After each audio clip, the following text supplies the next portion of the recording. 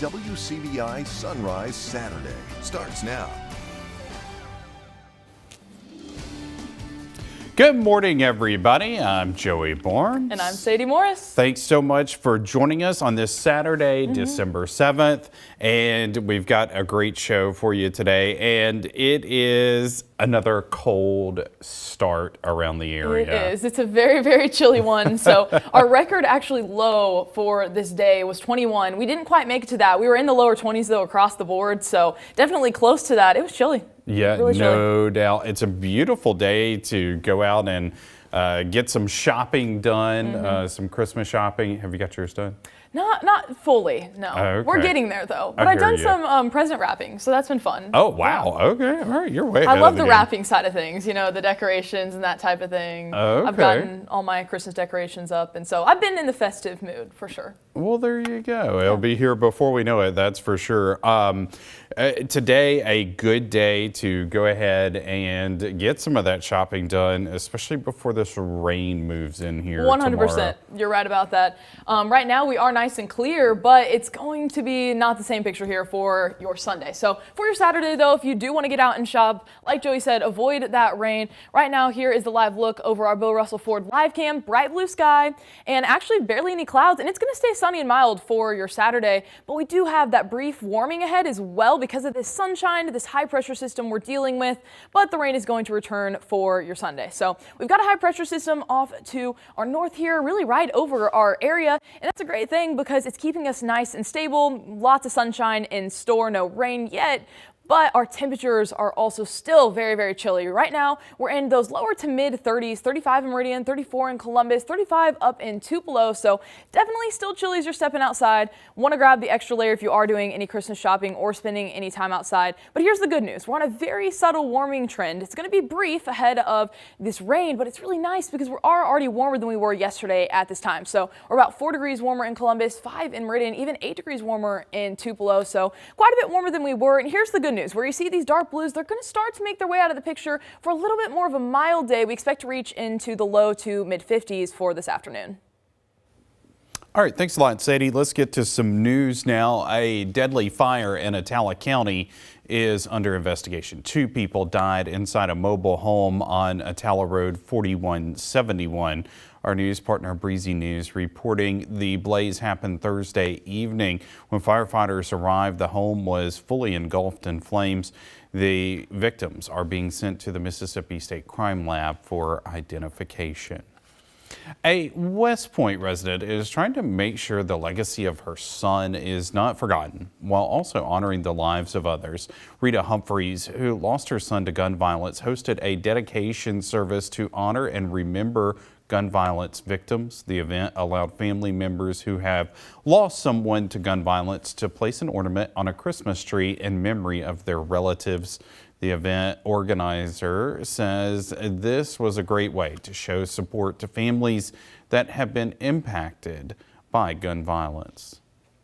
It's just a small way. They get an opportunity to come to hang an ornament in memory of their loved ones, and they can visit the tree at any time during the month of December. Also, they can come and hang additional ornaments, and it's just to let people know how many families have been impacted, but also to let the families know that we are here to support them and that their loved ones are being thought of and remembered, and that we can always keep their legacy alive by holding that close and dear to our heart.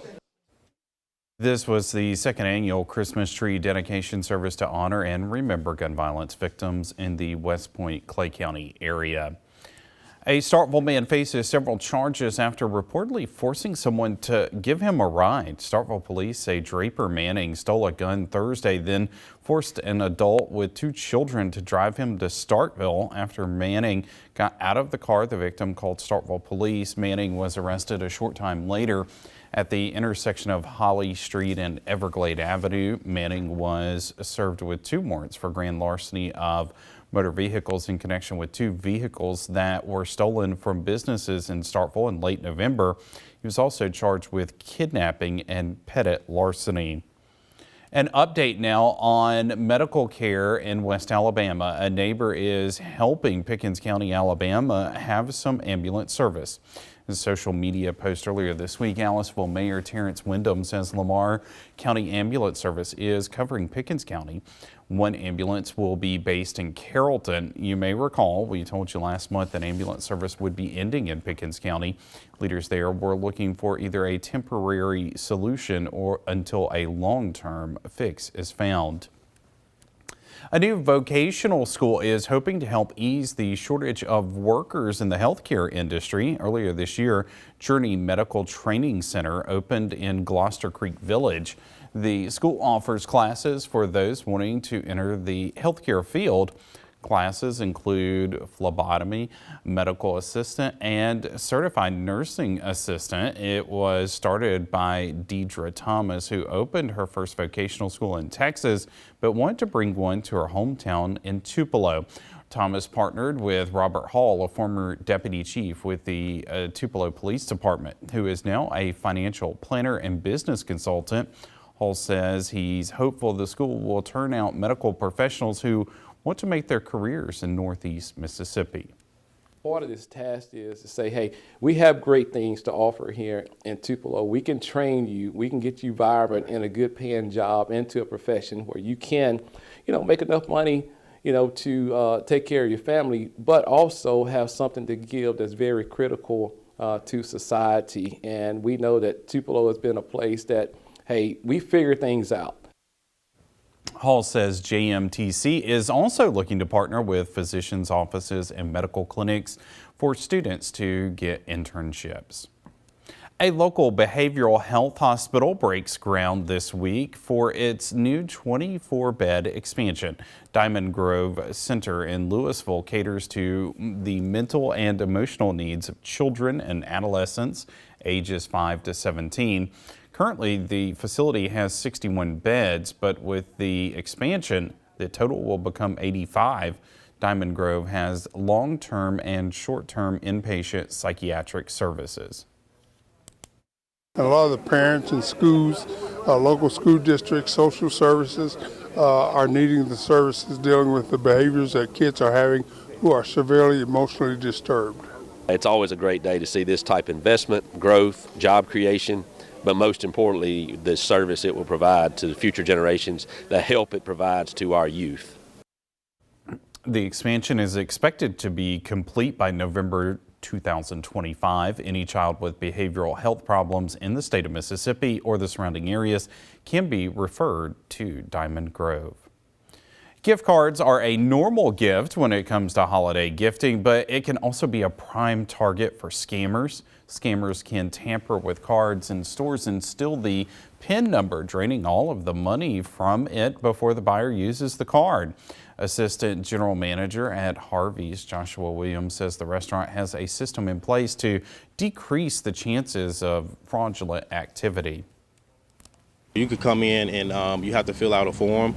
It's a pre-order form, so you can't just come in and do it the same day. We keep everything classified in our office or here at the restaurant. So if somebody fill it out, they have to fill it out and give it and return it back to a manager, or with a bartender or the server. Now they have to bring it back and they have to bring it back to us regardless. So if anybody tries to scam, we always have something to cover our back and cover the guests' back as well.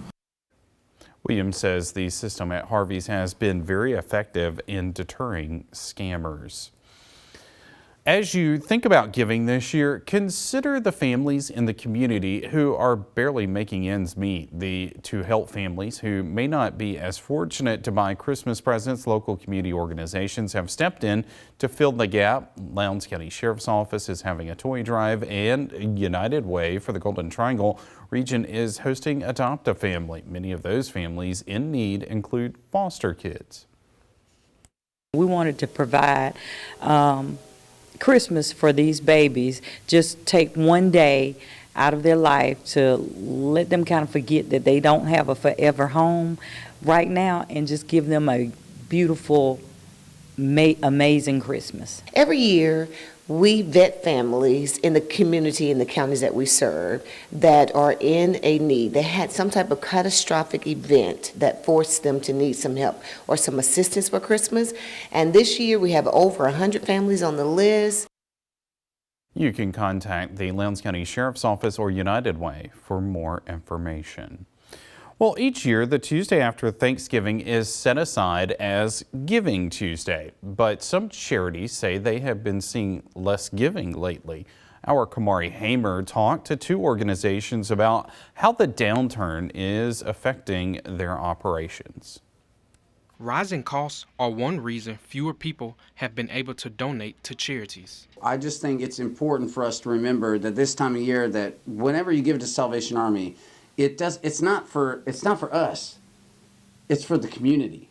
It's for everybody out there that is not doing wrong. They're just in a hard spot, and we're trying to get them out. The Columbus Salvation Army has set a fundraising goal of more than $100,000 to help provide a better Christmas for area families. But the group's commanding officer, Lieutenant Jason Hauser, says a lack of giving is restricting the help that they can provide. It's hard because you never want to say no to anybody, but we can only do what we can do.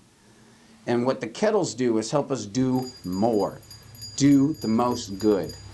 And that's what we're here for. The Salvation Army is not the only nonprofit organization facing a downturn in donations. Ann Prevost is with First Cumberland Presbyterian Church's serving team. She says Loaves and Fishes also struggles with funding. We will be cutting back after our water's used up. I think they won't be serving water again until the spring because of lack of donations. And I think it's a thing that's kind of across the board at this point, and I'm sure much of it's related to our economy, and those people who may have been able to give in the past may not be able to give now. Columbus resident Rachel Richardson says she makes sure she donates every year because she knows just how much a little help can be, especially around the holidays. I give every year, but I think that if you have some little something that you can try to give back, that it's the best thing to do. God blesses you when you give. He likes a cheerful giver. Telling your story in Columbus, Kamari Hamer, WCBI News. The Salvation Army is also in need of volunteers. For information about how you can help, contact the office or visit their website. Well, when we come back, loggers take on county supervisors over higher road fees. What does that mean to residents? We'll take a look next on WCBI Sunrise Saturday. Welcome back, everybody. Travelers along Highway 82 and the Natchez Trace Parkway are charged up about a new option. Fort County Electric Power Association teams up with the Tennessee Valley Authority and S&S Shell in Mathiston to install the utility's first electric vehicle charging station. TVA is trying to reduce range anxiety for EV owners across the service area by working with partners to reduce the distance between charging stations. The junction of two well-traveled highways made Mathiston a good choice for Fort County to get into the charging market. So TVA came to us a couple of years ago and said, hey, look, we want to fix range anxiety for electric vehicles across the Tennessee Valley, and they offered us some grant money. We partnered with them to build this fast charger. Now what you see here is the most powerful fast charger in the Tennessee Valley footprint as of today here in Fort County Electric Power Association in Mathiston, Mississippi. The S&S site in Mathiston has 4 chargers available. Well, there's a rift brewing between the state's logging industry and county supervisors. Loggers say it's cutting into profits, but supervisors say they're trying to keep local roads safe. Courtney Ann Jackson explains. We're not here to tear up the roads. We don't want to tear up the roads. Those roads are our livelihood. The Mississippi Loggers Association says they're being singled out by some county supervisors. They point to heavy hauling permits like this one from Lee County that isn't a blanket policy for all industries. We're not asking for preferential treatment. We just want to be treated equally. David Livingston tells the Senate Forestry Committee it's causing some confusion and in some cases extra costs. It's like trying to figure out a jigsaw puzzle with half the pieces gone. Some supervisors are telling them they can't haul through their county at all. Others say buy a bond. That's something the Supervisors Association says is needed sometimes. If you don't do a bond, the counties don't have the money to repair. It's $150,000 just to reseal a road, 1 mile. So we can't ask every taxpayer up and down that road and in the county to pay for that damage that one landowner and one logging operation created.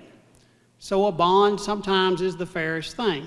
But if we don't fix that road, if we leave the road damaged, counties are responsible. Buer Lumber owns 2 sawmills in the state and make it a practice not to buy a lump sum tract of timber in a county that requires bonds. But after building the latest mill in Winona, 4 of the surrounding counties started requiring them. Bonds are cheap. You can go buy a $50,000 bond for $800. The problem with that bond, when you buy that bond and give it to the county, well, they can charge you $10,000 or you can get hit with $50,000.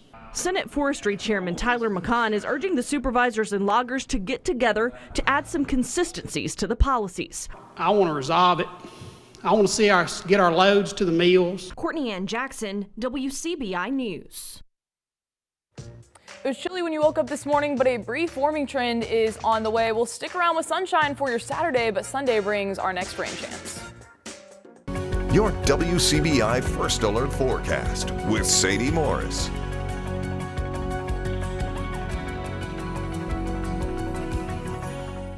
Well, thanks for sticking with us on your Saturday. We've got a sunny and mild Saturday in store. A little bit of a brief warming trend as well. It's very chilly as you're stepping outside this morning. If you're doing any of those Christmas shopping plans or sticking around outside, keep that in mind. It will be dry. That rain chance, though, it's going to return for your Sunday. So Saturday will be clear. Sunday's when we're going to see that rain. We're nice and dry on Mississippi State's campus. We've got some upper level clouds, but that's nothing that's going to produce any rain for us over the next 24 hours, which is good if you have any plans outside. High pressure is the main system. So that's right now over our Twin States here, really keeping us nice and stable. We've got some cloud cover to our southern areas there in southern Mississippi, bit of rain off to our southwest as well. Luckily for us, though, for your Saturday, we're going to remain dry and a bit warmer as well. That high pressure keeping those temperatures pretty stable. Wind speed wise, we actually have very subtle winds today, which is good because it's not providing us with any wind chill, not making it feel any colder than it already is. So in Starkville, we have about 3-mile-per-hour winds, and Aberdeen 6-mile-per-hour, same with Tupelo and Corinth, but really it's a very mild, dry day outside. But these temperatures, they are still chilly. 37 degrees in Columbus, 35 in Tupelo, and only 30 up in Iuka. Oxford over there, 39. Starkville actually has hit that 40 mark, 41 in Starkville. So here's the temperature change, though. It's continuously just showing us, though, we are on this warming trend, which is the good news. In Starkville, it's 13 degrees warmer than it was yesterday at this time. In Eupora, it's 14 degrees warmer, and it's 8 degrees warmer there in Tupelo. So we're on that warming trend, and the good news is yesterday we were in these dark blues representing those 40s, even some 30s, and for us, we're actually going to be in the 50s today. So we're expecting a high temperature around 53 degrees, and that will feel very, very nice in comparison to what we saw yesterday. Now, we have that dry Saturday, but the rain chances, they're definitely returning to start off our week. So ending off the weekend for your Sunday, it's definitely going to be rainy. Still on that warming trend, though, high of 56. High 69 by Monday, still rainy, and that rain continues by Tuesday, and that's when we're going to have our cold front pass, leaving us with our last warmer day around 67 degrees as our high. Right now, the high pressure system is in control, so that's keeping us nice and stable. Some clouds will build in around the dinner hour tonight ahead of our next rain chance, and that's going to continue to build in over these next few hours. So along I-55, we'll start to see the rain chance early this morning. It gains strength and continues to make its way through over the day for your Sunday. Grab that umbrella and rain jacket, you'll need it. Welcome back, everybody. They make great gifts and are being used by almost every hunter you know this time of year. We take you back for a look at game cameras and how they can be used on this week's Next to Nature.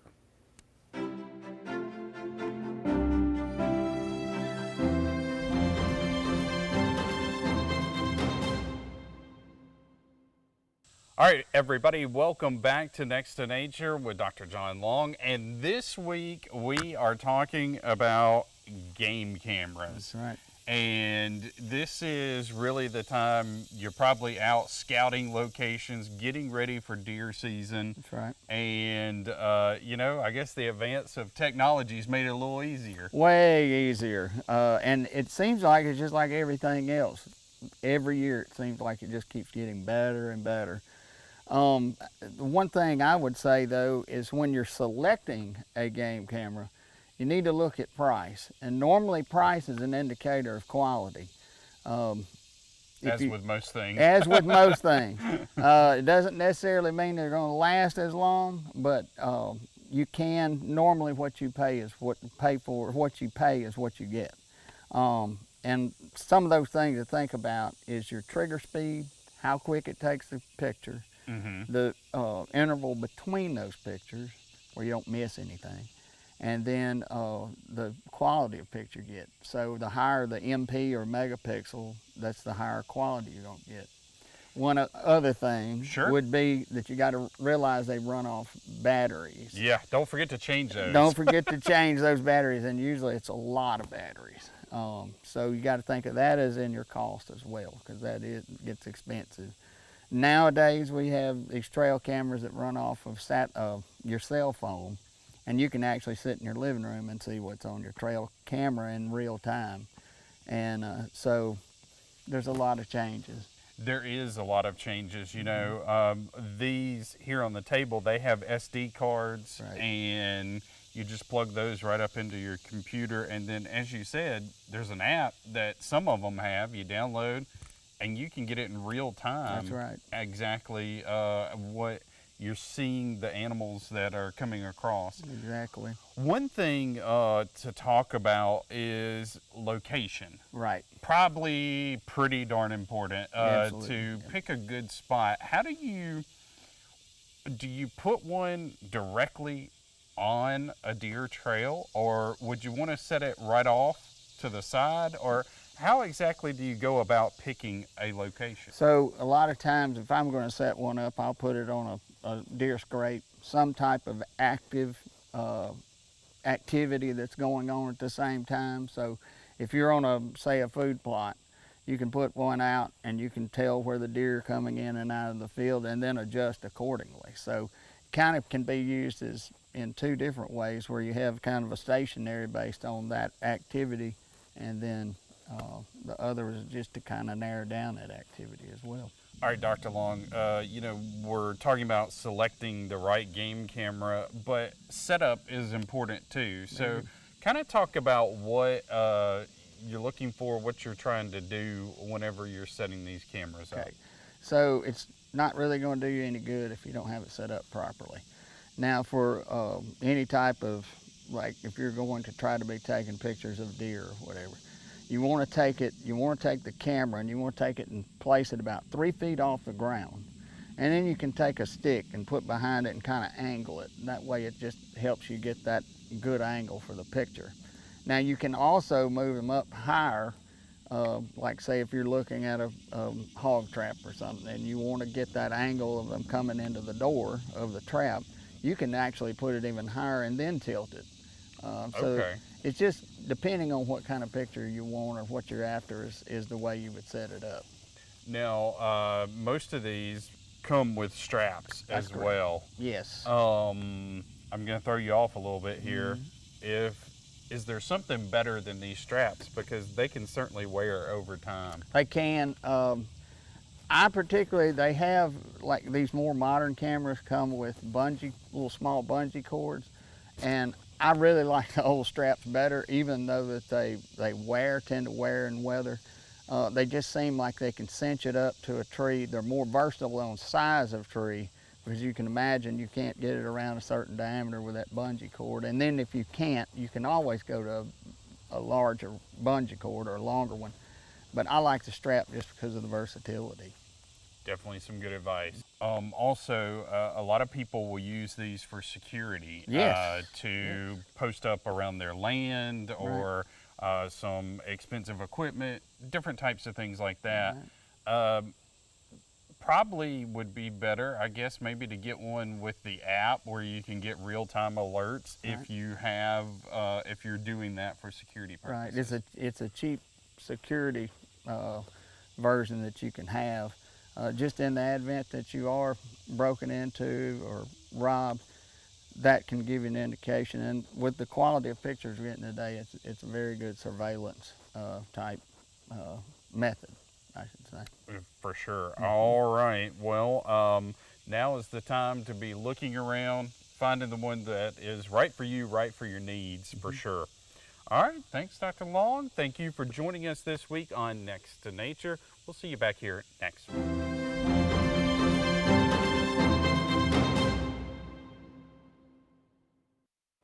It would be nice and dry and sunny for your Saturday. We're actually quite a bit warmer today. We're in those green colors, so we're in the 50s for our high. We expect to reach that by this afternoon, around 53, which is the good news. We were in those dark blues yesterday, much colder, so we're holding on to that warmth, but the rain chance is returning for Sunday, so get outside today while you can. Joey made such a great point about making sure to do your Christmas shopping before all that rain. Yes, definitely going to be indeed. the case for the second part of the weekend. So. And you know, one thing I noticed too, it was not windy out there today, and that's what gets me is the wind. It just feels like it cuts right through you. 100%. So like when we don't have really much of a wind chill, it helps a ton. So that's why it's going to be really nice. Nice and mild for your Saturday. No wind chills, making it feel even colder, slapping you in the face. Right. And being from Indiana, you'll understand this. I remember when I lived in Iowa, it just always felt like the wind was just cutting through you and always blowing. Especially when you have to wake up and scrape your windows while that's happening.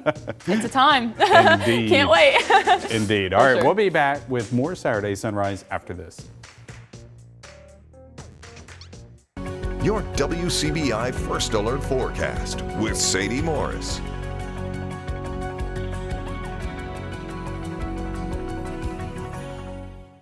We have bright blue sky now in Columbus. A lot of sunshine bringing us some warmth, very low wind speeds, nice and calm outside on our Bill Russell Ford live cam. So if you're getting outside today, you're still going to need that extra layer, but the good news is you won't need a rain jacket quite yet. So rain will return for your Sunday, but we have a brief warming condition ahead, which will be nice for us for your Saturday and into the early part of your week. For today, we do expect to get up to 53. We're starting off in those lower 30s here this morning. We expect to get into the 40s by lunch hour. So if you are going outside for some lunch, keep in mind you're still going to need the extra layer, but it will be in those upper 40s. By this afternoon, we expect to get into those 50s, around 53 here in Columbus, and it will be nice for us. Very low wind speeds and no chance of rain for your Saturday. Current temperature wise, we are in those 30s, 34 in Columbus, 39 in Meridian, and 35 in Tupelo. In 24-hour temperature change, I just want to keep bringing this up because it is very nice. We've already been so much warmer than we were yesterday at this time, significantly. Here in Columbus, about 4 degrees, about 8 degrees in Tupelo, but even Memphis up there, we're getting even more of that cooler air yesterday, already 13 degrees warmer. Wind speed wise, very, very low, so no wind chill in sight for your Saturday, but want to point out we're still going to have a chilly night tonight. Still good to maybe pull out the hot chocolate or the hot coffee this morning. Tonight, we're going to get down to 38. It's going to stay dry, though, ahead of our next rain chance. We'll talk about more coming up. All right, thanks a lot, Sadie. Lamar County Department of Human Resources is working with residents all year long, but this time of year, they're putting in some extra hours. And Friday, the department held its annual open house to showcase its Christmas program, which helps families in need. Our Grace Brister was there to learn how they are giving back. For many, the holidays are a time of laughter and celebration, but for others, it's a time of struggle and hardship. That's why Lamar County Department of Human Resources is helping bring comfort and joy this holiday season by providing gifts to families who need help putting them under their tree. Throughout the year, the department works with the charitable organization Lamar Aid to People to raise funds for presents. We take that money and buy Christmas gifts and group those Christmas gifts, and people are able to come in and put an application for their children to be assisted through our Christmas program. This year, more than 1,000 gifts are going to 96 families to bring gifts to 195 children. We just hope that this will give the children joy at Christmas. We need to think about members of the community that may be a little less fortunate, and we want to try to add some cheer to those people's Christmas. Director of Lamar County DHR, Randy Shelton, says they are always looking for ways to help those in the community. We want to do this every year because there is a need, and by helping the community, DHR has different programs that help people. But also this is a little something extra that we can do to try to spread cheer in the community and connect with the community and show the community that we're concerned and that we want to assist. Lamar County will be accepting gift donations until Christmas Eve, as well as applications for those who would like to take part in the program. For more information on how to apply, you can call Lamar County DHR or go by the office in Vernon. We'll be right back. Your WCBI First Alert Forecast with Sadie Morris.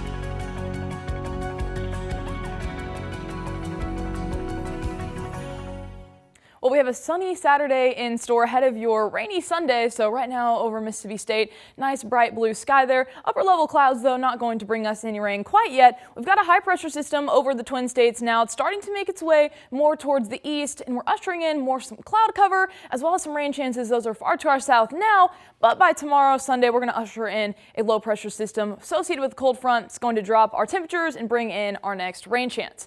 Wind-wise, though, we're very calm outside. Although it is chilly as you're stepping outside, you're not going to get slapped in the face with the wind. It's very, very calm. 7 miles per hour in Starkville, but for most of us, barely any wind at all. Around 6 miles per hour for Aberdeen and Tupelo, as well as for Corinth. Temperature-wise, we're still in the 30s. Some of us have broken that 40 mark, 43 actually in Starkville, 37 for us here in Columbus, 38 up in Iuka, and actually 41 over in Oxford as well. So many of us just approaching that 40 mark around 10 a.m. this morning. So it's going to warm up pretty quickly, and we're already much warmer than we were yesterday at this time. 13 degrees warmer in Starkville than we were yesterday, 8 degrees warmer in Tupelo, and even 14 degrees warmer there in New Albany. So thankfully we are on a warming trend, and it's going to make for a nice day. Plenty of sunshine in store, and that's really going to be the main picture. Grab the sunglasses and the extra layer. You're still going to need it, but it's not going to be as chilly as yesterday. In the 40s for your early morning. By the lunch hour, the upper 40s, pretty much breaking that 50 mark by this afternoon.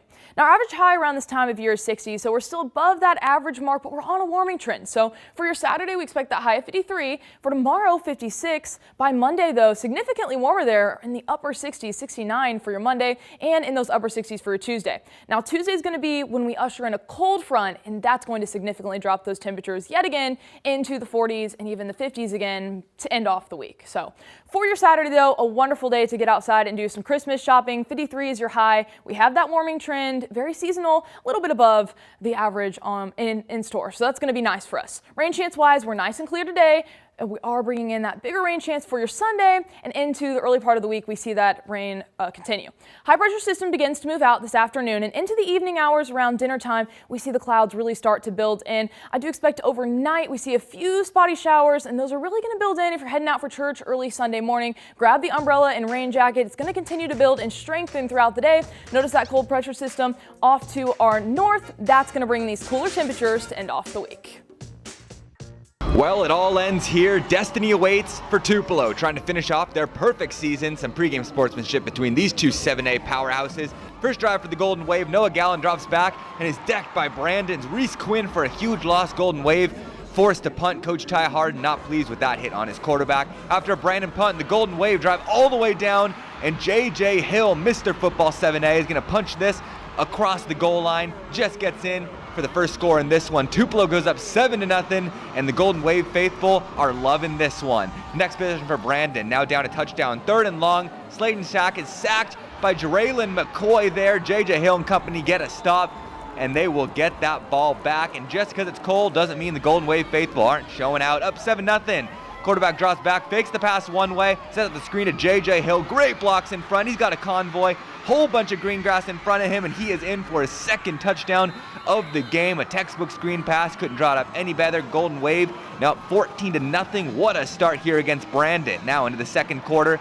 4th and goal for the Golden Wave, trying to go up 3 scores, but the ball is loose. J.J. Hill fumbles it, and Brandon will take over. Right before the half, though, the Golden Wave trying a field goal, and it is wide right, no good. So Brandon will go into the half down 14-0, but What a first half by Tupelo. Still a lot of ball game left though. So here we go, third quarter, Tupelo up 14-3 after a Brandon field goal. But that punt is blocked by Brandon.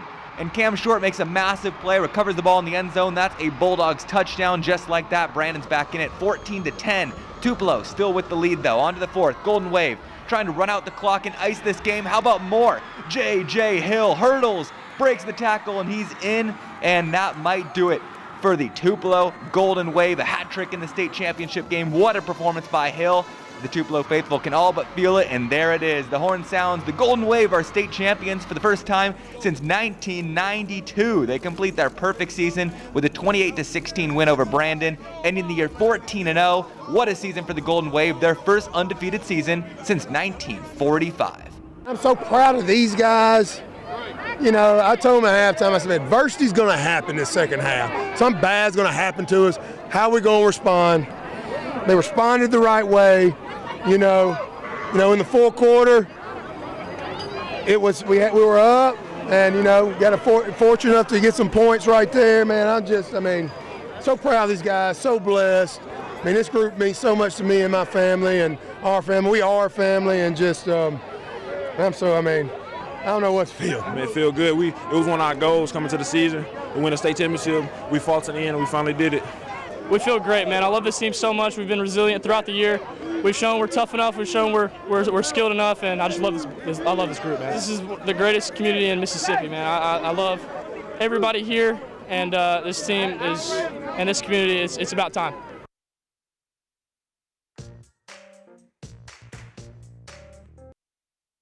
Starkville helped to kick off the Christmas parade season on Monday. Mississippi State's famous Maroon Band, along with some 80 other entries, took to the streets of downtown Starkville to show off the city's Christmas spirit. This year's theme was Christmas Royale. Our WCBI weather team was on hand for the first parade of the season, and our own Andrea Self and WCBI alum and current Starkville Alderman Jeffrey Rupp hosted the parade. This year's Grand Marshal was former Major League pitcher and Starkville businessman Roy Oswalt. Reed's sponsored the parade.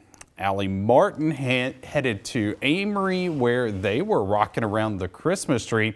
Hundreds braved the chilly temperatures to catch the Amory Christmas parade. Area organizations, businesses, bands, and even the Amory High School Panthers took to the streets. This year's theme was Rocking Around the Christmas Tree in honor of the community Christmas tree that is making its debut this holiday season on the property of the former garment factory in town. Amory Main Street organizing those festivities. And WCBI's Kamari Hamer was part of the Aberdeen Christmas Parade. Hundreds lined the streets as the city celebrated a cowboy Christmas. This year's parade featured 85 entries, including school groups, riders, floats, and even a guest appearance from the West Point High School Band.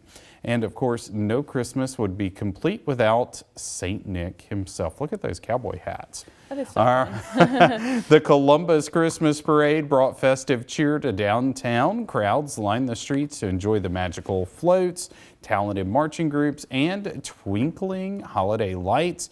This year's Grand Marshal was Don Barham, the music instructor from MSMS. WCBI joined in the fun with our own float featuring Chief Meteorologist Isaac Williams, morning anchor Eric Crosswhite, and evening meteorologists Ashley Bryan and Marcus Hunter. You can see them there. Isaac looks cold.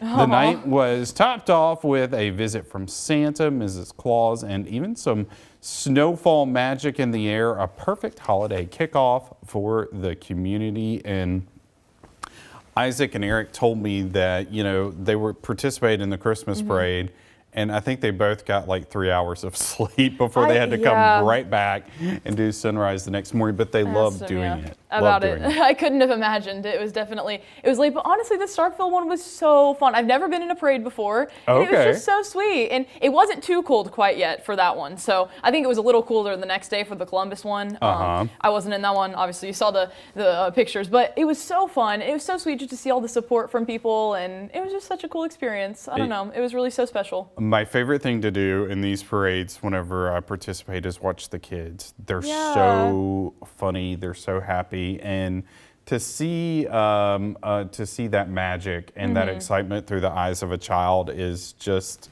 it's phenomenal. It's sweet. We lose that, as we get older, and I think that that's something that's so special. So it definitely was a really sweet thing to be a part of. And more parades coming up this week might be impacted by some rain. For sure. Yeah, we're going to have some rain, so we are going to be nice and dry for your Saturday. It's Sunday, Monday, Tuesday, Wednesday. Wednesday is really going to be just a little bit lingering in the morning, so if you have any Wednesday afternoon plans, you should be good. But as far as the evening-wise, definitely your Sunday, Monday, and Tuesday evenings are going to be impacted by some rain, but we'll clear out nice for the rest of the week. There you go.